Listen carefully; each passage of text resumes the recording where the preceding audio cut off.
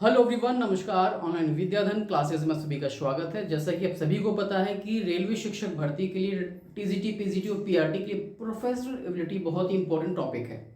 और इस टॉपिक को कवर करने के लिए मैंने बहुत सारा कंटेंट आपको 15 दिसंबर 2024 से लगातार आपको उपलब्ध करा रहा था अपने यूट्यूब चैनल ऑनलाइन विद्याधन क्लासेस पर भी, और अपना ऐप जो मेरा है ऑनलाइन विद्याधन क्लासेस उस पर भी।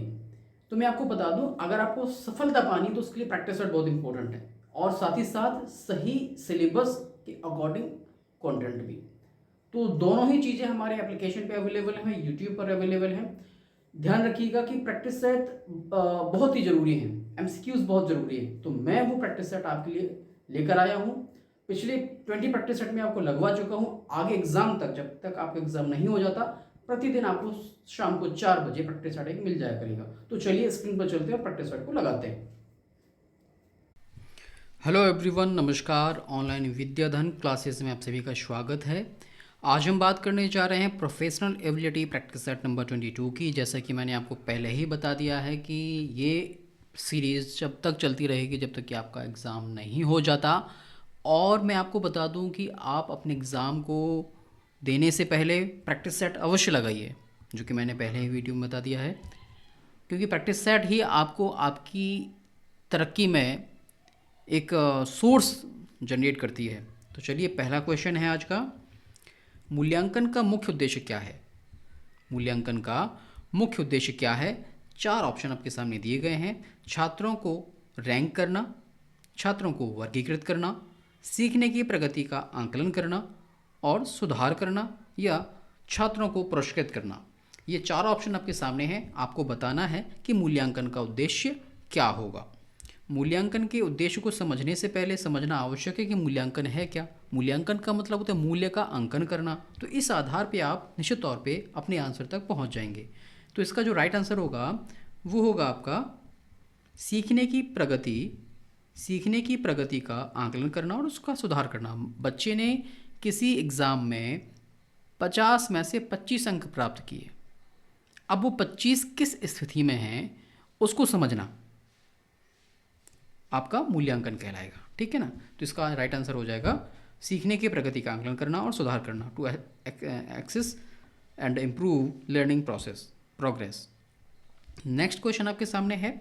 निम्नलिखित में से कौन सा रचनात्मक मूल्यांकन, जिसे हम फॉर्मेटिव इवैल्यूएशन कहते हैं, और इस फॉर्मेटिव, समेटिव, इप्सेटिव, ये सारी मूल्यांकन के बारे में मैंने अपने डिटेल वीडियोस में बताया है और पेड कोर्स में भी बताया। तो जो बच्चे पेड कोर्स में हैं वो ये इसका आंसर निश्चित तौर पे दीजिए। और जिन बच्चों ने हमारे पेड कोर्स को ज्वाइन नहीं किया वो हमारे यूट्यूब से पढ़ सकते हैं, और जो ज्वाइन करना चाहते हैं वो हमारे दिए गए नंबर पर कॉल कर सकते हैं। तो पहला क्वेश्चन है आपका यहाँ पे जिसका जो ऑप्शन दिए गए हैं, योगात्मक परीक्षा, वार्षिक परीक्षा, कक्षा में प्रश्न पूछना या बोर्ड परीक्षा। क्वेश्चन को समझना आवश्यक है, इसके बाद ही आप आंसर कर पाएंगे कि निम्नलिखित में से कौन सा रचनात्मक मूल्यांकन का उपकरण है। फॉर्मेटिव एवेल्यूएशन में क्या आता है ये आपसे पूछा जा रहा है। फॉर्मेटिव, समेटिव दोनों अलग अलग एवेल्यूएशन का टाइप है, तो ये तो इसमें आएगा नहीं। तो निश्चित तौर पे आपका ऑप्शन ए जो है वो हट गया। अब आता है बी, सी और डी। इन 3 ऑप्शन में से आपको समझना है कि इसका राइट आंसर क्या होगा। तो कक्षा में जो प्रश्न पूछे जाते हैं समय समय पे, कक्षा में जो आपका एवेल्यूएशन लगातार होता रहता है वो आपका किस में आता है? फॉर्मेटिव एवेल्यूएशन में आ जाता है। तो इसका राइट आंसर हो जाएगा आपका कक्षा में प्रश्न पूछना, option number C, option number ग। नेक्स्ट क्वेश्चन है, विश्वसनीयता का मूल्यांकन में क्या अर्थ है? विश्वसनीयता का मूल्यांकन में क्या अर्थ है? मूल्यांकन की सटीकता, accuracy of evaluation. Next option है मूल्यांकन की स्थिरता और सुगमता, मूल्यांकन की वैधता, मूल्यांकन की व्यापकता। तो विश्वसनीयता के बारे में यहाँ पर पूछा जा रहा है। अगर पहली बात तो मैं आपको बता दूँ, ये सिलेबस में कुछ इंपॉर्टेंट पॉइंट ना होने के बाद भी मैं इसमें इंक्लूड करता हूँ। रीज़न है कि अगर यहाँ से क्वेश्चन आ गया तो क्या होगा, क्वेश्चन तो आपका सिलेबस तो कवर करना ही है, पर सिलेबस के अलावा भी बहुत सारे क्वेश्चन आ जाते हैं। क्वेश्चन आपके सामने है, वैधता का मूल्यांकन में क्या अर्थ है? मूल्यांकन कितना व्यापक है? मूल्यांकन कितनी बार किया जाता है? मूल्यांकन उस चीज़ को मापता है जिसे मापने का इरादा है, या मूल्यांकन कितना आसान है? क्वेश्चन नंबर 4 है, इसका जो राइट आंसर होगा मूल्यांकन उस चीज़ को मापता है जिस चीज़ के मापने के इरादा रखता है। तो मैं आपको बता दूं कि इसमें जो है जो क्वेश्चन आपसे किया गया है वैलिडिटी को लेकर, वैलिडिटी का मीनिंग ही यही होता है कि वास्तविक तौर पे जो टेस्ट बनाया गया है वो उसी को मापे जिस पर्पज से उसको बनाया गया है। जैसे कि किसी टेस्ट का निर्माण किया गया बुद्धि का पता करने के लिए, इंटेलिजेंस को पता करने के लिए, और वो पता कर रहा है एटीट्यूड के बारे में, तो निश्चित तौर पे वो हमारा एक अच्छा टेस्ट नहीं होगा। ठीक है, तो इसका जो राइट आंसर हो जाएगा option number C. Next question है आपके सामने, मानदंड संदर्भित मूल्यांकन क्राइटेरियम रेफरेंस्ड एवेल्युएशन किस पर आधारित है? आपके पास ऑप्शन है दूसरों की तुलना में छात्र का प्रदर्शन, पूर्व निर्धारित मानदंडों के एक सेट के खिलाफ छात्र का प्रदर्शन, छात्र का समग्र विकास, या छात्र की सीखने की कठिनाइयाँ। तो इस आधार पे आपको समझना होगा, फिर आपको आंसर करना होगा। मानक संदर्भित मूल्यांकन के बारे में आपने डिटेल में पढ़ा होगा तो आप इसको आंसर कर पाएंगे, नहीं पढ़ा है तो वीडियोस में जाके चेक करिए मानक संदर्भित परीक्षण क्या है, CRT NRT, वहाँ पर आप देखेंगे, आपको देखने को मिल जाएगा। और हमारे वीडियोस में भी देखने को मिल जाएगा, पेड कोर्स में तो है ही, डिटेल में दिया हुआ है मैंने इसको। ठीक है, तो इसका जो राइट आंसर होगा वो होगा आपका पूर्व निर्धारित मानदंडों के एक सेट के खिलाफ छात्र का प्रदर्शन, कि जो बच्चे ने अचीव किया और पहले से मानदंड निर्धारित किए गए थे, क्राइटेरिया निर्धारित किया गया था, उस क्राइटेरिया के अकॉर्डिंग उसने क्या परफॉर्म किया। ठीक है, ये आपका राइट आंसर होगा। नेक्स्ट क्वेश्चन, नेक्स्ट यहाँ पर मैं आपको बता दूं कि हमारे यहाँ पर अभी वर्तमान समय में संकल्प बैच चल रहा है, जो कि प्रोफेशनल एबिलिटी का पूरे 50 नंबरों के अंकों की जो है पक्की तैयारी हम करवा रहे हैं, जिसमें आपको हम पूरा सिलेबस कवर करवा रहे हैं। साथ ही साथ उसमें जो सिलेबस रहेगा उसका PDF आपको मिलेगा। सिलेबस PDF के साथ साथ आपको पूरा वीडियोस मिलेगा, वीडियोस हो गया, PDFs हो गया, और प्रैक्टिस सेट 20+ प्रैक्टिस सेट इसमें हम देंगे। अगर आप ज्वाइन करना चाहते हैं तो सबसे पहले जाके ऑनलाइन विद्याधन क्लासेस ऐप को डाउनलोड कर लीजिए, जिसका लिंक मैंने नीचे डिस्क्रिप्शन में दे रखा है। आप हमारे एप्लीकेशन को गूगल प्ले स्टोर से भी डाउनलोड कर सकते हैं। दूसरा हमारा जो कोर्स इस समय है RRB TGT PGT के लिए सफलता प्रैक्टिस सीरीज़ है। इसमें सिर्फ आपको 20 प्रैक्टिस सेट मिलेंगे। अगर आप इसको ज्वाइन करना चाहते हैं, पहले से आपकी तैयारी अच्छी चल रही है, सिर्फ आप अपने आप को परखना चाहते हैं, तो आप हमारी प्रैक्टिस सीरीज़ को ज्वाइन कर सकते हैं। इसके बाद हम बात बता दें कि हमारा जो मेन कोर्स है UGC NET JRF का, पिछले 8 से 10 साल का अनुभव हमारा है UGC NET का, एजुकेशन का, पेपर 1 पेपर 2 एजुकेशन हम आपको पढ़ाते हैं। 150+ आवर्स की लाइव क्लासेस मिलने वाली हैं, 222 और प्लस रिकॉर्डेड क्लासेस मिलने वाली हैं, 51 मॉक टेस्ट मिलने वाले हैं, PDFs हैं, डाउट क्लियरिंग सेशन है, और मैनी मोर जो भी इंपॉर्टेंट होगा आपके एग्जाम से रिलेटेड, वो सारी चीज़ें आपको हम उपलब्ध कराते हैं। अगर आप इस कोर्स को भी ज्वाइन करना चाहते हैं तो आप हमारे ऐप को डाउनलोड कर लीजिएगा। कोर्स से रिलेटेड किसी भी क्वेरी की है, आपकी कोई भी क्वेरी है, तो आप हमारे नंबर पर, दिए गए नंबर पर कॉल कर सकते हैं, व्हाट्सएप कर सकते हैं। हमारा नंबर है 7905411550। मिलते हैं नेक्स्ट क्वेश्चन पे, चलते हैं नेक्स्ट क्वेश्चन पे। तो हमारा नेक्स्ट क्वेश्चन है आज का, निम्नलिखित में से कौन सा गुणात्मक अनुसंधान का एक प्रकार है? प्रयोगात्मक अनुसंधान, सर्वेक्षण अनुसंधान, निरसंश विज्ञान या निर्वंश विज्ञान अनुसंधान, या सहसंबंधात्मक अनुसंधान। ये निर्वंश जो विज्ञान है इसको हम एथनोग्राफिक रिसर्च कहते हैं। ठीक है ना, तो यहाँ पर बात पूछी जा रही है गुणात्मक अनुसंधान की, जो आपका एक्सपेरिमेंटल रिसर्च है, गुणात्मक अनुसंधान में नहीं आता है, और ना ही आपका सर्वे रिसर्च आता है, ना ही कोरिलेशनल रिसर्च आता है। इसका जो राइट आंसर होगा वो होगा एथनोग्राफिक रिसर्च, इसका राइट आंसर होगा। नेक्स्ट क्वेश्चन है, परिकल्पना क्या है, हाइपोथेसिस क्या है? एक सत्यापित सत्य है या शोध प्रश्न है, एक अस्थायी व्याख्या है या शोध का निष्कर्ष है? इसका जो राइट आंसर होगा वो होगा एक टेंटेटिव सॉल्यूशन होता है। ये एक तरीके से किसी भी समस्या का टेंटेटिव सॉल्यूशन ही हाइपोथेसिस कहलाता है। तो इसका जो राइट आंसर होगा वो ऑप्शन नंबर आपका सी हो जाएगा, एक अस्थायी व्याख्या, टेंटेटिव एक्सप्लेनेशन। नेक्स्ट क्वेश्चन है, नमूनाकरण सैंपलिंग का मुख्य उद्देश्य क्या है? What is the main purpose of sampling? पूरी जनसंख्या का अध्ययन करना, जनसंख्या के एक भाग का अध्ययन करके पूरी जनसंख्या के बारे में निष्कर्ष निकालना, या अनुसंधान को जटिल बनाना, डेटा संग्रह की लागत बढ़ाना। इसका जो राइट आंसर होगा वो होगा आपका ऑप्शन नंबर बी, जिसमें हम क्या करते हैं, जो भी हमारा पॉपुलेशन है उसमें से एक सैंपल को, एक हिस्से को हम पकड़ते हैं, उसका हम अच्छे से जज करते हैं, उस पर काम करते हैं, फिर पूरी पॉपुलेशन के बारे में हम जो है क्या करते हैं, उसका जनरलाइजेशन करते हैं। जैसे कि अगर हमें चावल पकाने हैं तो चावल पकाते समय हम देख लेते हैं कि अगर कोई एक चावल पक गया तो हम, क्योंकि पका या नहीं पका, उसमें से क्या करते हैं, कुछ चावल निकाल लेते हैं, 2 4 10, उनमें से हम उसको मसल के देखते हैं। अगर वो चावल पका हुआ तो हमारे सारे चावल पके हैं, अगर नहीं पके हैं तो हमारे कोई भी चावल नहीं पके होंगे अच्छी तरीके से। तो यही चीज़ पॉपुलेशन यहाँ पर सैम्पलिंग में भी होती है। नेक्स्ट क्वेश्चन है, निम्नलिखित में से कौन सा डेटा संग्रह का एक प्राथमिक स्रोत है? प्राइमरी सोर्स के बारे में बात की जा रही है। डेटा संग्रह अगर किया जा रहा है तो प्राइमरी सोर्स कौन सा होगा? पुस्तकें होंगी, पत्रिकाएं होंगी, साक्षात्कार हो गया, सरकारी रिपोर्ट होगी। इसका जो राइट आंसर होगा, जो साक्षात्कार हम करेंगे, इंटरव्यू करेंगे, इंटरव्यूअर बन के अगर किसी बच्चे का या किसी व्यक्ति का हमें इंटरव्यू लेना है तो हम फिजिकली वहाँ पहुँचेंगे। कोई व्यक्ति इंटरव्यू नहीं ले सकता, क्वेश्चन तो भरवाए जा सकते हैं, लेकिन इंटरव्यू अगर हमें लेना है तो हमें खुद ही पहुंचना पड़ेगा। तो ऐसी स्थिति में जो प्राइमरी डेटा होगा वो इंटरव्यू होगा। नेक्स्ट, तो यहाँ पर आप इसको समझ गए होंगे।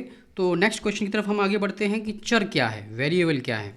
एक स्थिर मान है, एक अवधारणा जिसे मापा जा सकता है, शोध का उद्देश्य है या शोध की विधि है। इसका जो राइट आंसर होगा वो होगा एक अवधारणा जिसे माप सकते हैं। चर का मतलब यही होता है कि चर वह है जिसे मापा जा सकता है। ठीक है, नेक्स्ट क्वेश्चन है, यहाँ पर इसका जो राइट आंसर मैं टिक कर दूँ, option number B. Next question है, आईसीटी का पूर्ण रूप क्या है, फुल फॉर्म क्या है?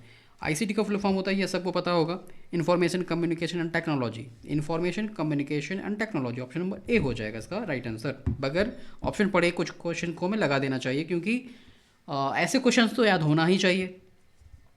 नेक्स्ट क्वेश्चन है, शिक्षा में प्रौद्योगिकी के उपयोग का मुख्य लाभ क्या है? शिक्षा में प्रौद्योगिकी के उपयोग का मुख्य लाभ क्या है? शिक्षकों की आवश्यकता को कम करना, सीखने को अधिक आकर्षक और सुलभ बनाना, छात्र को अलग थलग करना, लागत बढ़ाना।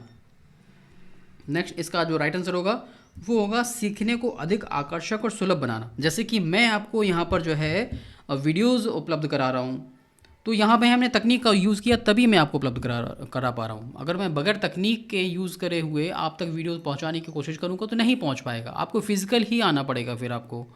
तो क्योंकि फ़िज़िकल में भी हमें क्या करना होता है, अगर बहुत सारी जनसंख्या हमारे पास है, बहुत सारे बच्चे हैं, तो वहाँ पर भी हमें माइक यूज़ करना पड़ेंगे, एलईडी एलसीडी लगानी पड़ेंगे, तभी बहुत सारे बच्चों तक हम पहुँच पाएंगे। तो एक तरीके से तकनीक का यूज़ करके हम बहुत सारे लोगों तक पहुँच सकते हैं, अच्छा आकर्षक और सुलभ बना सकते हैं। जैसे कि आप घर बैठे हमें पढ़ पा रहे हैं, सुन पा रहे हैं, तो ये एक तकनीक का ही कारण है। इसका जो राइट आंसर हो जाएगा ऑप्शन नंबर बी हो जाएगा। नेक्स्ट क्वेश्चन है, मूक का फुल फॉर्म क्या है? Massive open online course. इसका जो राइट आंसर होगा massive open online course, option number ए।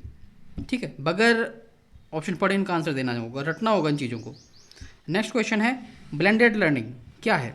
ब्लेंडेड लर्निंग क्या है ये आपको बताना है।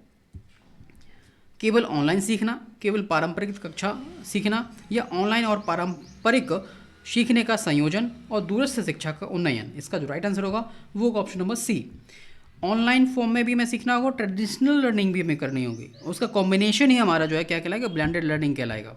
नेक्स्ट क्वेश्चन है, समावेशी शिक्षा का मुख्य सिद्धांत क्या है? इंक्लूसिव एजुकेशन का किस प्रिंसिपल पे काम करता है? आपसे पूछा जा रहा है कि विशेष विद्यालयों में शिक्षा, सभी बच्चों के लिए समान अवसर की और भागीदारी, योग्यता के आधार पर शिक्षा, या बच्चों का पृथक्करण और वर्गीकरण। इसका जो राइट आंसर होगा वो होगा सभी बच्चों के लिए समान अवसर और भागीदारी, equal opportunities and participation for all childrens. इसका जो राइट आंसर हो जाएगा वो होगा option number B. Next question है दिव्यांग व्यक्ति अधिकार अधिनियम, right of persons with disability act, Bharat में कब पारित किया गया? 1995, 2006, 2016 या 2020। इसका जो राइट आंसर होगा वो होगा 2006। ये आपसे पूछा जा रहा है दिव्यांग व्यक्ति अधिकार, आंसर होगा वो ऑप्शन नंबर सी, बी तो नहीं होगा, क्योंकि राइट आंसर बनेगा वो होगा 1995, क्योंकि PWD जो एक्ट है वो 1995 में आया था। और हाँ, मैं आपको बता दूं, किसी भी क्वेश्चन में आपको कोई डाउट लगता है, आंसर में कुछ गड़बड़ लगता है, तो आप मुझे कमेंट करिए, मैं उसको अगले वीडियो में निश्चित तौर पे सही करने की कोशिश करूँगा। पहली तो मैं कोशिश ये करता हूँ कि किसी भी क्वेश्चन में कोई भी ऐसा क्वेश्चन ना हो जो गलत हो, लेकिन तब भी अगर ऐसा कुछ होता है तो मुझे ज़रूर बताइए। नेक्स्ट क्वेश्चन है, निम्नलिखित में से कौन सी विकलांगता समावेशी शिक्षा में एक चुनौती हो सकती है? केवल शारीरिक विकलांगता, केवल सीखने की विकलांगता, संवेदी, शारीरिक, बौद्धिक और सीखने की विकलांगताएं, केवल दृश्यहीन। इसका जो राइट आंसर होगा वो होगा ऑप्शन नंबर सी, जिसमें संवेदी, शारीरिक, बौद्धिक और सीखने की विकलांगताएं शामिल होती हैं। किसमें? विकलांगता में। नेक्स्ट क्वेश्चन है समावेशी शिक्षा में व्यक्तिगत शिक्षा योजना आईईपी का क्या महत्व है? इंडिविजुअलाइज्ड एजुकेशन प्रोग्राम, इसका जो राइट आंसर होगा, इसमें पहले ऑप्शन को समझना जरूरी है कि शिक्षकों के लिए एक मानक योजना प्रदान करना, प्रत्येक बच्चे की विशिष्ट आवश्यकताओं के अनुसार शिक्षा को अनुकूलित करना, स्कूल के प्रशासन को सरल बनाना, अभिभावकों के साथ संवाद कम करना। इसका जो राइट आंसर होगा वो होगा स्कूल के प्रशासन को सरल बनाना। आईईपी ये बोलता है। नेक्स्ट क्वेश्चन है, लास्ट क्वेश्चन है आज के इस वीडियो का, कि मुख्य धारा मेन स्ट्रीमिंग एजुकेशन की अवधारणा किससे संबंधित है? विशेष विद्यालयों की स्थापना से, विकलांग बच्चों के नियमित कक्षाओं में शामिल करना, बच्चों को योग्यता के आधार पर वर्गीकरण, अलग अलग शिक्षण विधियों का उपयोग। इसका जो राइट आंसर होगा वो होगा ऑप्शन नंबर बी, विकलांग बच्चों को नियमित कक्षा में शामिल करना। ये जो है मेन स्ट्रीमिंग एजुकेशन का मुख्य उद्देश्य है। मैं आपको बता दूं कि अगर आपने अभी तक हमारे ऑनलाइन विद्याधन क्लासेस ऐप को डाउनलोड नहीं किया है तो डाउनलोड कर लीजिए, जिसका लिंक मैंने नीचे डिस्क्रिप्शन में दे रखा है। आप हमारी इस ऐप को गूगल प्ले स्टोर से भी डाउनलोड कर सकते हैं, जिसका लिंक मैंने डिस्क्रिप्शन में भी दे रखा है, वहाँ से भी डाउनलोड किया जा सकता है। आपको ये वीडियो कैसा लगा मुझे कमेंट करके अवश्य बताइए। आपके लिए अगर ये वीडियो उपयोगी सिद्ध हुआ है तो मुझे बोनस के तौर पे चैनल को सब्सक्राइब कर लीजिएगा, बेल आइकन को प्रेस कर लीजिएगा, और ऐसे ही वीडियोज़ को पाने के लिए आप हमारे साथ बने रहिएगा। मिलते हैं अगले वीडियो में, तब तक के लिए नमस्कार, जय हिंद।